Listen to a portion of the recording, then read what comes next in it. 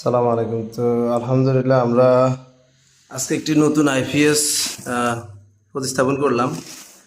এটা হলো আমাদের চণ্ডীপুর জাহাঙ্গীর পাইন ওনার বাসায়। তো ওনাদের এই আইপিএসটা ছিল, ওটার প্রবলেমটা আমি বুঝাই বলি।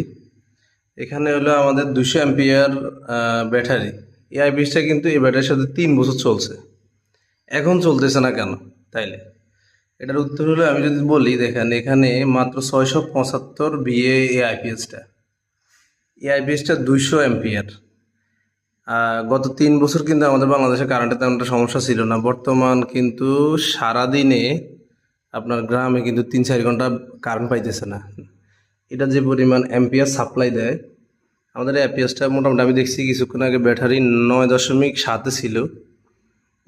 এটা কানেকশন অবস্থা টোটালি চার্জে হয় নাই। আমরা যখন এই হ্যামকো আমাদের এই 1100 বিএ মেশিনটা লাগাইছি, এই দেখুন 1100 বিএ আমাদের 50 অ্যাম্পিয়ারে মোটামুটি চার্জ নিছে।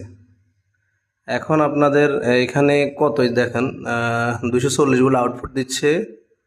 এই যে ব্যাটারি 12.5 ভোল্ট আছে, ঠিক আছে। আর মাত্র সিক্স সিক্স ওয়াট আউটপুট হচ্ছে মাত্র, কারণ শুধু লাইট জ্বলতেছে। আমি বারণ করছি যেহেতু অনেক দিন থেকেই আপনার ব্যাটারিটা সমস্যা আছে, শুধু লাইট জ্বালাইতে ফ্যান যাতে না চালায়। মাত্র আধা ঘন্টার মধ্যে রান হয়ে গেছে।